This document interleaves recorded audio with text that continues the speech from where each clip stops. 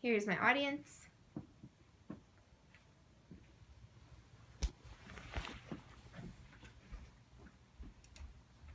Okay, so imagine your childhood without ever having picked up a crayon.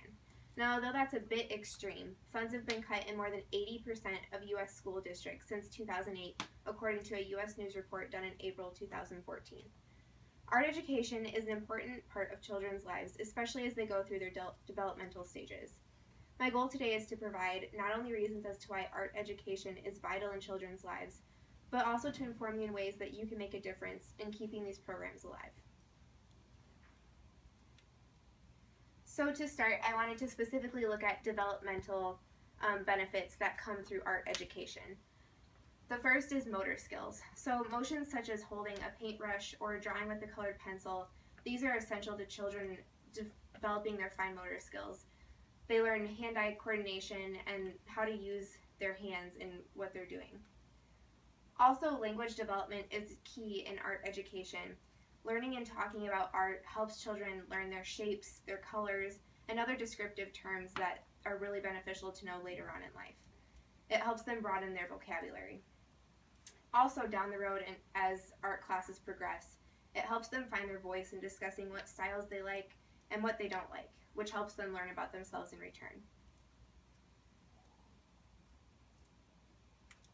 Another area that art education really helps with is decision making, and that is problem solving and critical thinking that comes through the process of making different art pieces or being a part of different art programs.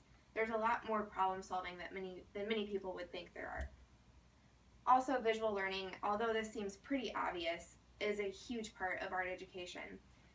There are spatial relationships and different graphics that children are able to start learning about and interpreting at a young age, which is really helpful in our age where technology is constantly throwing different graphics at us and we're having to constantly interpret them. And even as adults, we're learning these new graphics today, but it's beneficial for children to be learning their shapes and seeing these things as they're young.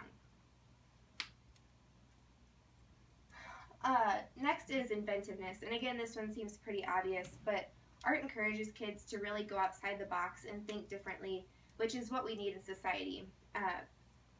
That is, moving forward, people need to be forward thinking and thinking outside the box and really not doing what everyone has always been doing in order for programs to succeed and move forward. And then overall, improved academic performance has been something that has been shown through multiple different studies. And just to quote one, a report by American for the Arts states that young people who are participating regularly in the arts, which is 3 hours a day for 3 days a week for 1 full year, are 4 times more likely to be recognized for their academic achievements and to participate in math and science programs and to be winning awards for writing essays, poems. And again, that's according to the U.S. News report in April 2014 by Stacy Boyd.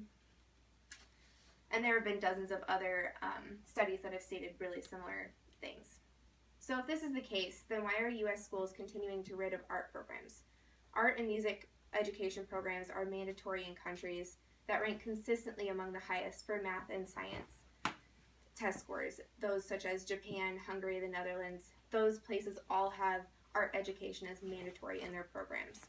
Now the U.S. has a program like this put in place, and that's the No Child Left Behind Act of 2001, which clearly mandates that students be participating in core subject areas, including the arts, which is music, art, foreign language, as one of those core areas of study. So what can we do if we have laws guarding these programs and yet they're still being cut because of budgeting? For parents, it means making sure that children are engaging in creative activities. That is, having them take part in free programs at community centers such as libraries, or simply providing crayons and paper, because the long-term benefits of art are so huge. For artists, it means getting grants to hold children's workshops and working to create different art programs outside of school, and especially making sure that you're creating programs that are catering to all levels of society. And then finally, for the community, for you, for people that may not be involved in the arts in any way whatsoever now that you're out of school and done taking classes, it means voting yes to keeping art programs despite budget cuts. It means finding new ways to distribute costs within districts, and it means realizing the importance of a creative mind. And my audience,